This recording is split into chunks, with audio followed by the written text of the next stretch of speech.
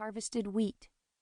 Before I could open my mouth to ask her to stop, she tossed them on the bed atop the quilt. I hoped my new bed would be big enough to accommodate it. Well, of course it would. Yet I'd neglected to inquire how my future abode was furnished. I should have asked a myriad of questions before accepting the job working in the nursery. But my favorite cousin, Olivia, insisted I pounce on the job before someone else did. For some reason, she'd recently given up her position managing the cafe there. But she insisted the nursery was a good place to work. As I gathered my toiletries, my mind spun like a windmill during a tempest.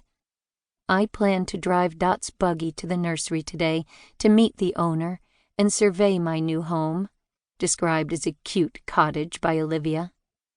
Sometimes she embellished her descriptions, but I'd be happy with a storage shed now that Marta was here.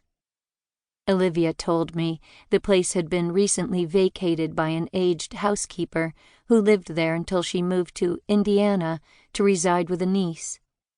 The dwelling was strictly Amish, meaning no electrical wires or telephone. Propane lights illuminated the interior, and a small refrigerator and gas stove provided cooking options. But I'd forgotten to ask if it had an indoor bathroom or an outhouse.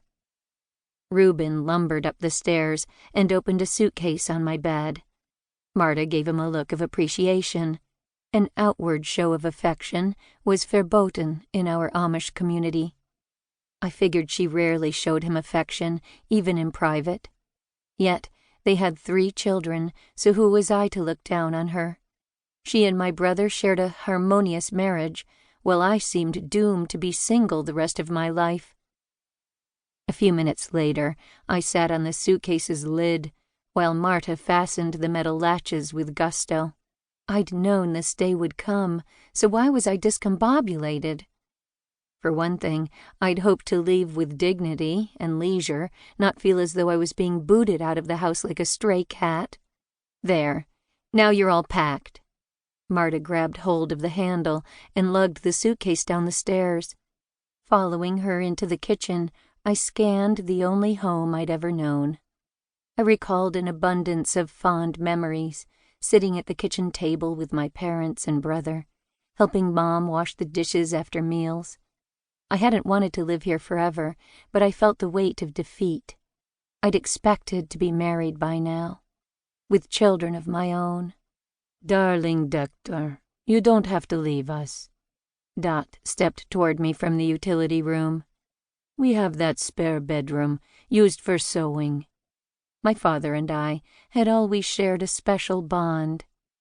I wouldn't mention how difficult living with my sister-in-law would be, particularly if she kept reminding me of my past.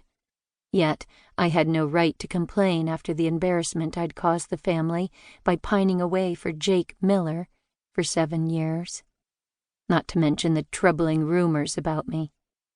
Even though I was innocent, at times I'd been tempted to confess guilt before our whole congregation, just to put an end to the whispers.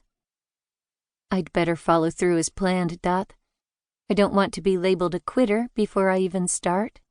Besides not wanting to live with Marta, I couldn't imagine myself in the cramped room that housed a treadle sewing machine and piles of fabric. I'd amassed most of it while working at the fabric store in Intercourse. You know it's full of material, though that's my own fault for not resisting sales, plus my employee discount at Zook's. I'd assumed someday I'd need all that fabric to sew clothes for my own family. He stared at the oval rag rug on the floor at his feet. Did you have to quit that job for some reason? Your boss was English, but he's a fine man. I loved that job, but only women shop in there. I'm hoping to meet someone someday. Dot winked. Yeah, I suppose not many single men come in for quilting fabric. You could go to singings. At age 29, I'd be the oldest woman there, and not yet baptized. If only you hadn't gotten mixed up with that miscreant, Jake Miller. My jaw clenched at the sound of his name. Dot.